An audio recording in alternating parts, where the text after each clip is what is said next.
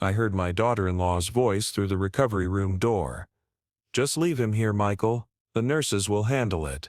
We need to get to the lawyer's office before 5. His will is worth at least $3 million, and I want those properties transferred before he realizes what's happening."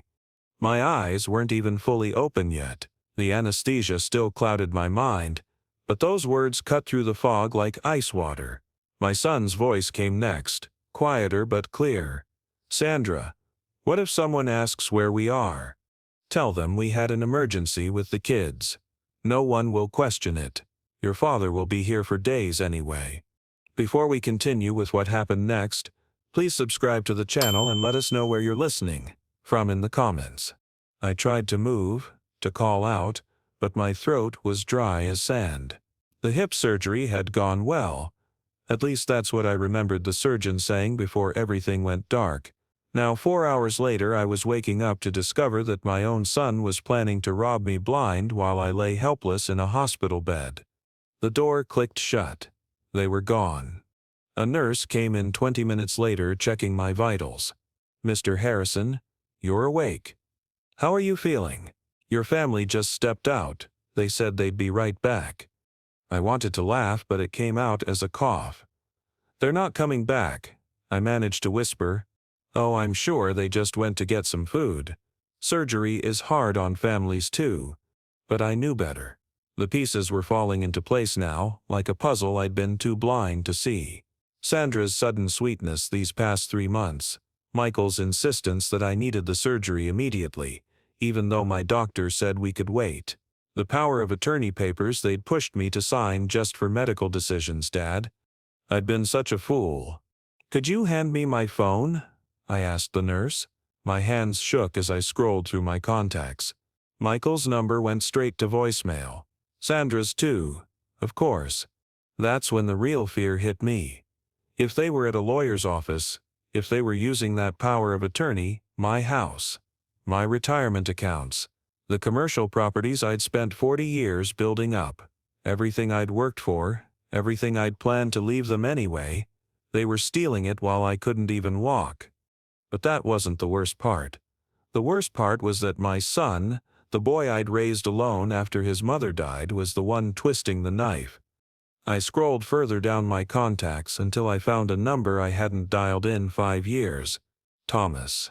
My younger brother. We'd had a falling out over our father's estate, something so stupid I could barely remember what started it.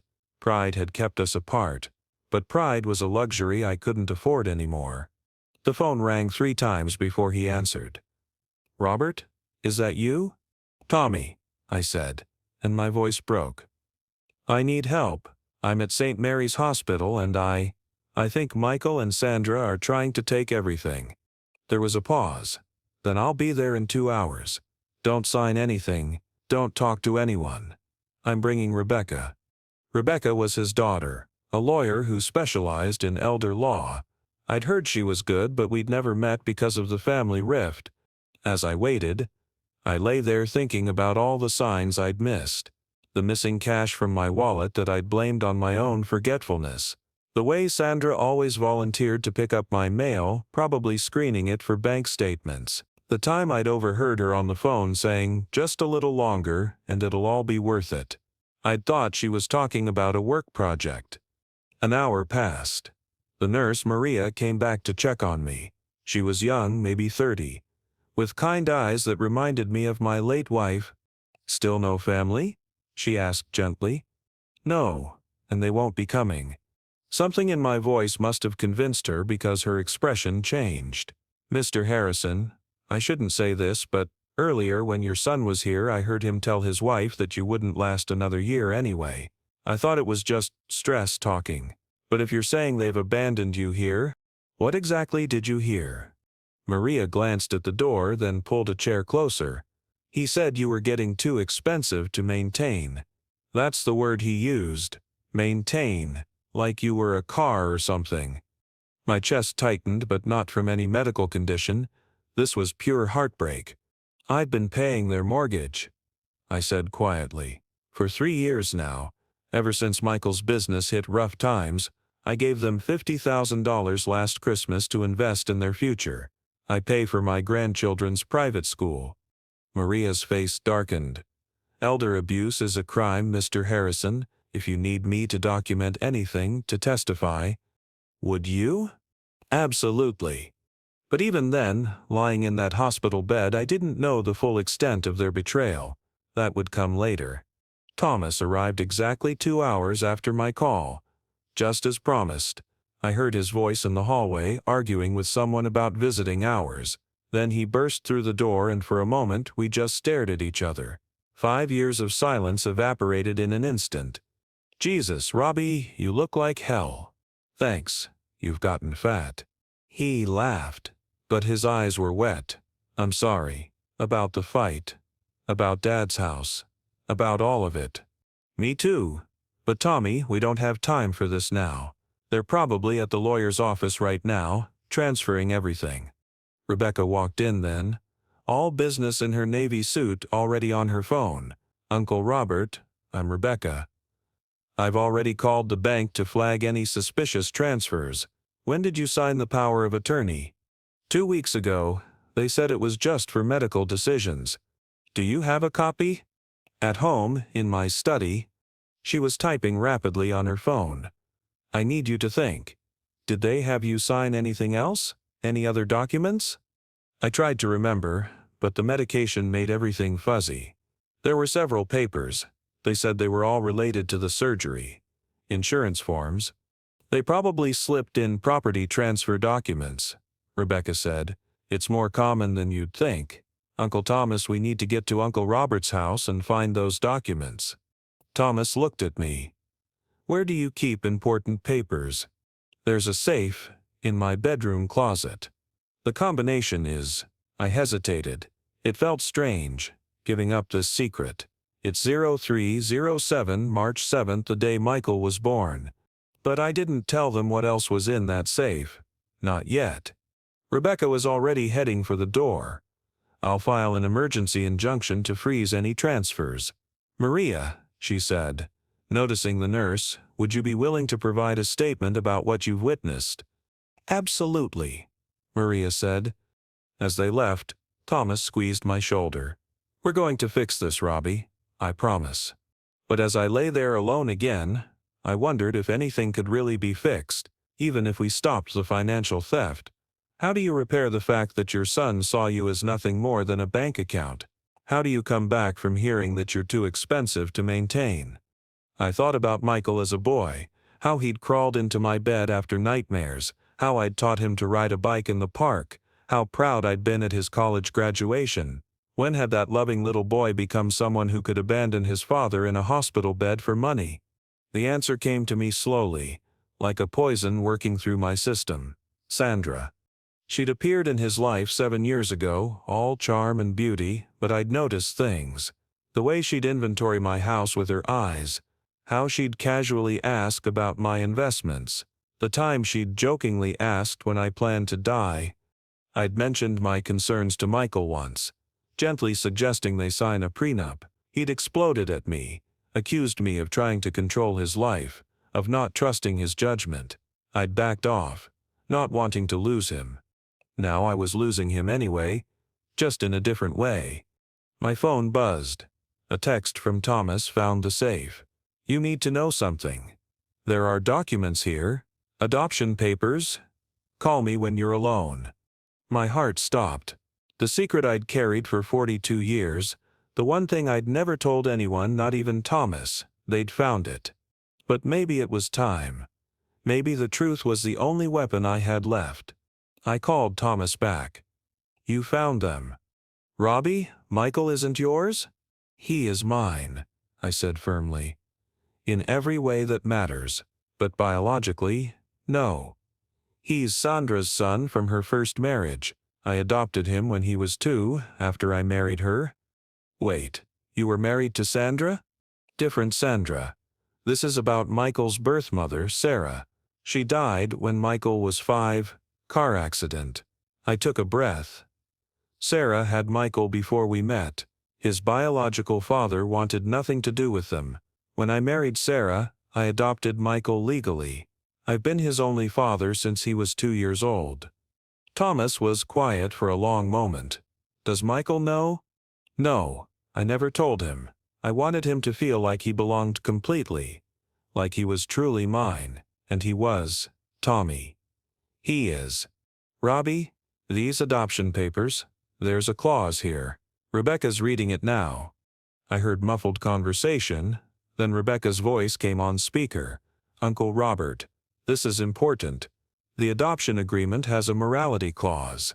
It states that any attempt at financial exploitation, elder abuse, or criminal action against the adoptive parent results in immediate termination of all inheritance rights and legal familial claims. I don't remember that. It's standard in adoptions where significant assets are involved. Sarah's lawyer probably insisted on it to protect you. This changes everything. We can void any transfers immediately based on this clause. But I wasn't thinking about the money anymore. I was thinking about what would happen when Michael learned the truth. The money, the properties, those could be recovered, but telling Michael he wasn't my biological son, using that truth as a weapon against him, that felt like a betrayal of everything I'd stood for as his father. Uncle Robert? Rebecca's voice pulled me back. We also found something else. Recording devices in your study? I'd forgotten about those. I installed them 6 months ago. Money was going missing from my desk drawer. Small amounts, but consistently. Have you reviewed the recordings? Some. Most of it was nothing important. We need to review all of them. If Michael and Sandra discussed their plans in your study, she was right. The recordings could prove premeditation. But did I really want to hear my son plotting against me? There's more, Thomas said. Rebecca found transfer documents in your desk. They're dated today, Robbie. Properties, bank accounts, everything. And your signature is on them. That's impossible. I've been in surgery. It's forgery. Clear forgery. With the recording devices and Maria's testimony, we have enough to stop this and press charges. Press charges. Against my son. Do what you need to do to stop the transfers, I said. But I need time to think about the rest. After they hung up, I lay in the darkness of my hospital room, listening to the machines beep. Somewhere across the city, Michael and Sandra were probably celebrating, thinking they'd won. They had no idea what was coming. But I took no satisfaction in that thought. This wasn't winning, this was just losing in a different way. The next morning, Thomas returned with a laptop and a grim expression. You need to hear this, Robbie. He played a recording from my study dated 3 weeks ago. Sandra's voice filled the room. The old fool actually thinks you care about him. It's pathetic. Michael's laugh was like a knife to my heart. He's been useful. I'll give him that. But once we get the properties transferred, we're done. No more Sunday dinners, no more pretending to care about his boring stories. What about when he finds out? He'll be in a nursing home by then. The cheapest one we can find. Let the state deal with him. Thomas stopped the recording. There's hours of this, Robbie, planning every detail, laughing about how easy you were to manipulate. I couldn't speak. Hearing it was different from suspecting it. This was my son, the boy I'd raised, loved, sacrificed everything for, discussing my disposal like I was garbage. Rebecca filed the injunction, Thomas continued. The transfers are frozen. She also contacted the police. This is fraud. Elder abuse, conspiracy. When will they find out? The bank will notify them within the hour that the transfers have been blocked. As if on cue, my phone exploded with calls. Michael, Sandra, more calls, then texts. Dad, there's been some mistake at the bank. Call me immediately. This is urgent. I didn't respond. Let them panic. 2 hours later, they arrived at the hospital like a hurricane. I heard Sandra's shrill voice before I saw them. This is ridiculous. We have power of attorney. They burst into my room. Sandra's face was red with rage. Michael's pale with fear. Dad, what have you done? Michael demanded. I looked at him. Really looked at him. When had he become this stranger? Where was the boy who used to fall asleep on my shoulder during movies? I woke up, I said simply. The bank says you've frozen the transfers. Those were legitimate. Stop. My voice was stronger than it had been in years. I heard you, through the door. I heard everything. Sandra stepped forward. You're confused. The medication? I have recordings, Sandra. 3 weeks ago in my study, the old fool actually thinks you care about him. Ring any bells? Michael's face went white. Dad, you were planning to put me in the cheapest nursing home you could find. Let the state deal with me. Those were your words. That's not. Sandra made me say those things. And there it was, the moment I'd been expecting. When caught, they always turn on each other. Sandra wheeled on him. Don't you dare blame this on me. You're the one who said he wouldn't last another year anyway. Because you kept pushing. You said if we didn't act now. I pulled out Thomas's phone and played the recording. Their own voices filled the room, damning them with every word. Maria stood in the doorway, witnessing it all. There's something else you should know, I said when the recording ended. Michael, you're not my biological son. The room went silent. Michael's mouth opened but no sound came out. You're adopted. Your biological father abandoned you before you were born. I married your mother when you were 2. I chose to be your father. I chose to love you as my own. And this is how you repay that choice. Michael collapsed into a chair. You're lying. Thomas stepped forward with the adoption papers. It's all here, including a clause that voids your inheritance if you commit elder abuse or financial exploitation. Sandra grabbed the papers, reading frantically. This can't be legal. It is, Rebecca said from the doorway. I've already filed the necessary paperwork. All transfers are void, all power of attorney is revoked, and criminal charges are being prepared. That's when Sandra showed her true colors.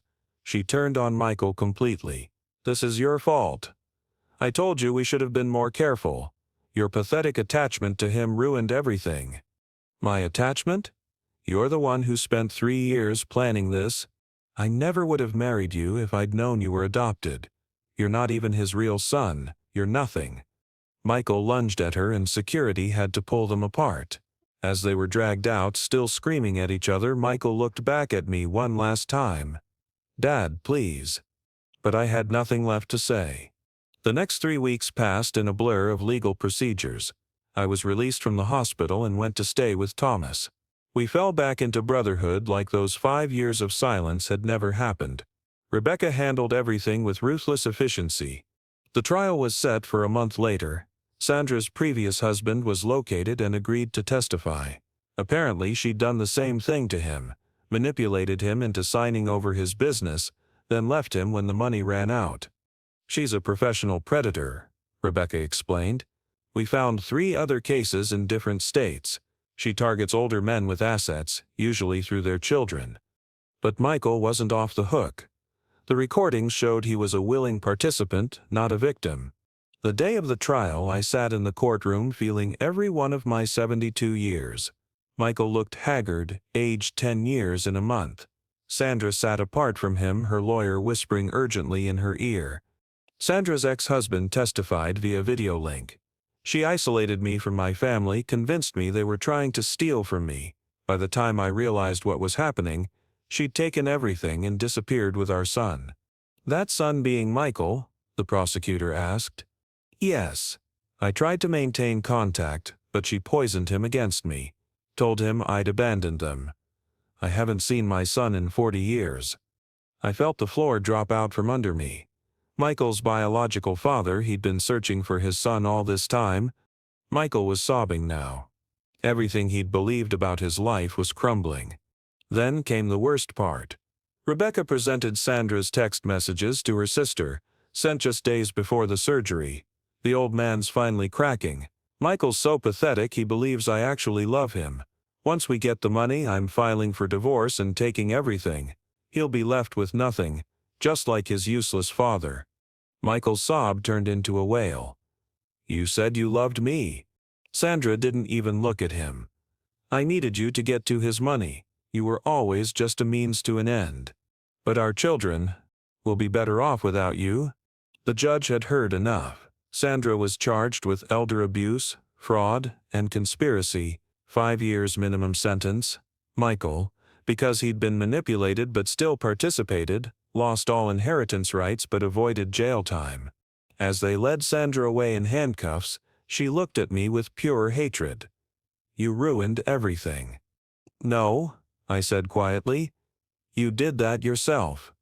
Michael approached me after, broken and desperate. "Dad, I know I don't deserve forgiveness, but please, I need you to know I did love you. I lost myself. Sandra, she—" "Stop blaming her," I said. "You made your choices. You stood in my hospital room and called me a burden. You laughed about putting me in a nursing home. Sandra may have encouraged you, but those were your decisions." "I know. God, I know. I'm sorry. I'm so sorry." "Sorry doesn't undo it." "Then what can I do? Tell me what to do." "Live with it," I said, and walked away. But the story didn't end there. 2 months later, Michael's life completely unraveled. Sandra had been stealing from his company too, using his access codes to embezzle funds. His business partner discovered it during an audit and pressed charges. The company folded. Michael lost everything: his house, his cars, his reputation. Sandra's sister got temporary custody of their children when it came out that Sandra had been having an affair with Michael's business partner the entire time. She'd been playing everyone. Michael moved into a 1-bedroom apartment in the worst part of town. He got a job at a warehouse during the day and drove for a delivery service at night. Thomas told me all this. He'd been keeping tabs. "He's broken, Robbie. Completely broken." "Good," I said, but my heart wasn't in it. The truth was, I missed my son. Not the man he'd become, but the boy he'd been. I missed my grandchildren terribly. Alex and Emma, they were innocent in all this. 6 months after the trial, a letter arrived. Alex's handwriting, careful and neat. "Dear Grandpa, I know what Dad and Mom did to you. I heard them planning it. I tried to warn you, but Mom took my phone and locked me in my room. I'm so sorry I couldn't protect you. Dad is different now. He cries every night. He works all the time and gives us everything he earns. He throws Mom's letters from prison in the trash without reading them. He tells us stories about you, about when he was young, about how you chose to be his father. He's trying, Grandpa. He's really trying. I know he hurt you, but he's still my dad, and you're still my grandpa. Emma and I miss you so much. She doesn't understand why you don't visit anymore. Could you maybe forgive him? Not for him, but for us. We need our family back even if it's broken. Love, Alex." I sat at Thomas's kitchen table and wept. Rebecca found me there an hour later. "You okay, Uncle Robert?" I showed her the letter. She read it, then sat beside me. "What do you want to do?" "I don't know." "How do you forgive something like this?" "Maybe you don't. Maybe you just find a way to move forward." Thomas had been secretly helping Michael with groceries, leaving bags at his door and pretending they were from a local church. "He's genuinely changed, Robbie. I saw him yesterday give his last $20 to a homeless veteran. He had to walk home because he couldn't afford the bus. I made a decision. I want to see him, but not as myself, not yet." The next week, I volunteered with Thomas's church food delivery program. I'd lost weight during my recovery, grown a beard. Between that and a baseball cap, I was unrecognizable. When Michael opened his apartment door, I had to catch myself from gasping. He'd aged 20 years, gray hair, sunken eyes, clothes hanging off his frame. "Delivery from St. Matthew said," I said, disguising my voice. "Thank you. Would you like to come in? I just made coffee." I shouldn't have, but I did. His apartment was sparse but clean. A photo of me sat on a makeshift altar with candles around it. "That's my father," he said, noticing my gaze. "I pray for him every day." "You're religious." "I am now. When you lose everything, you find God, or you find the bottom of a bottle. I chose God. We sat at his small table. The coffee was weak. He probably reused the grounds. Tell me about your father, I said. Michael's eyes filled with tears. He was everything a father should be: patient, kind, generous. He chose to raise me when he didn't have to.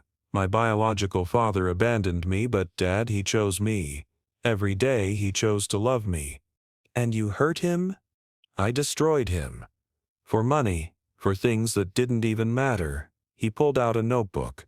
I'm keeping track. $3 million. That's what I tried to steal. I'm paying it back. $20 a week, sometimes 30. It'll take me the rest of my life. But I'll pay back every penny. Why, if he's disowned you? Because I need him to know that I finally understand. It was never about the money. It was about the betrayal. I betrayed the one person who never betrayed me. He showed me the notebook. 6 months of payments recorded, $780 saved so far. Do you think he'll forgive you? Michael shook his head. I don't need his forgiveness. I need him to know I've changed, that the son he raised is still in here somewhere trying to climb out of the hole I dug. I had to leave before I broke down. At the door, Michael handed me an envelope. Could you give this to your church? It's not much, but inside was $10. $10 he couldn't afford to give. That night, I rewrote my will, not to include Michael. He'd lost that right. But I set up trusts for Alex and Emma's education. They shouldn't suffer for their parents' sins. Christmas Eve came 6 months later, a full year since the surgery. Thomas and I were having dinner when I made another decision. I'm going to see him. You sure? The grandchildren deserve one Christmas with family. I knocked on Michael's door at 7 p.m. When he opened it and saw me, he fell to his knees right there in the doorway. Dad, get up, I said, though not harshly. Your children are watching. Alex and Emma ran to me, nearly knocking me over. I held them tight, breathing in their innocence. Grandpa, you came back. I'm here for you, I said, looking at Michael over their heads. Just for tonight. The apartment was decorated with paper chains and a small plastic tree. Presents underneath were clearly wrapped in newspaper. But there was warmth here, something I hadn't felt in my own house for years. We ate a simple dinner. Pasta, salad, store-brand cookies for dessert. Michael didn't ask for forgiveness, didn't plead his case. He just kept saying, "Thank you for coming over and over." As I prepared to leave, he handed me an envelope. Inside was $500 and a note. First payment of $3 million. I will pay back everything, with interest. Not because I hope to earn forgiveness, but because it's the right thing to do. You taught me about doing the right thing.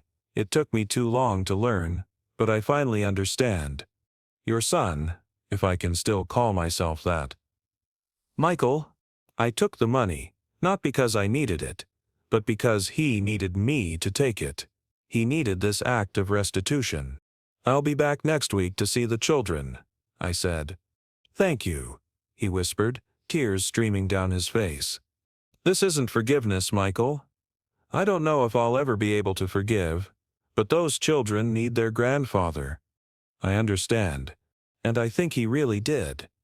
5 years have passed since that Christmas. I'm 77 now, sitting in my garden, watching Alex graduate from college. The trust fund I set up paid for everything.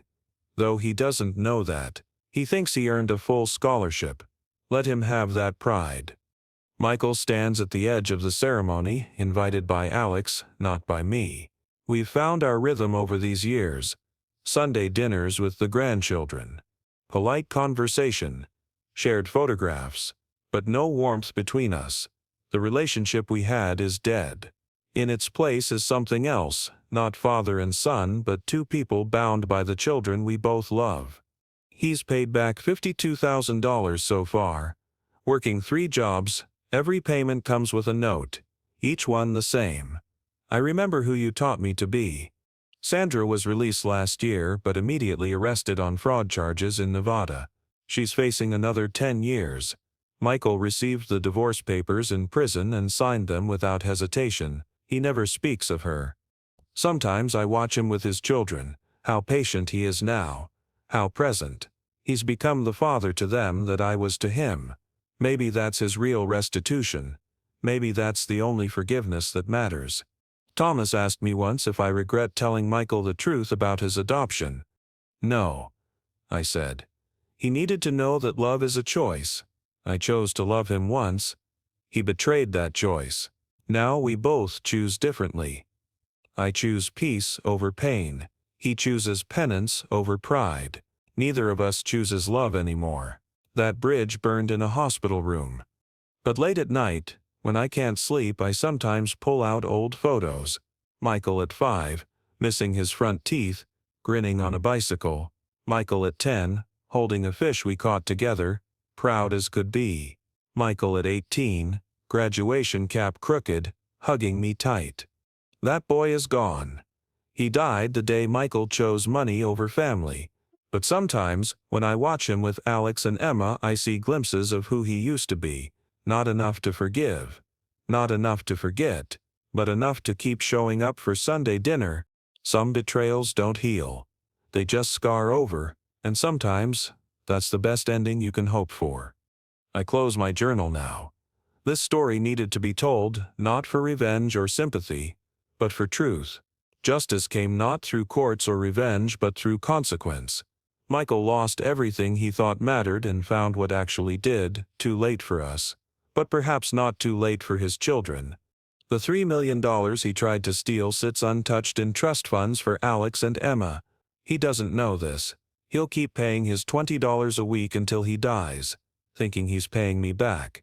But that money goes straight into a fund for homeless veterans. His debt isn't to me anymore. It's to himself. I gained no satisfaction from his downfall. I found no joy in Sandra's imprisonment. I discovered only this: when someone shows you who they really are, believe them. And when they claim to have changed, make them prove it. Not to you, but to themselves. My son died in that hospital room. A stranger who looks like him visits my grandchildren. And that's enough. Not healing. Not forgiveness. Just enough. That's all any of us can hope for after betrayal. Not restoration, but enough. Enough peace to sleep. Enough distance to breathe. Enough grace to show up for the innocent. Enough strength to hold our boundaries. Just enough. If this story touched your heart, please like this video and subscribe to our channel. Share your thoughts about forgiveness and betrayal in the comments below. To listen to the next story, click on the box on the left.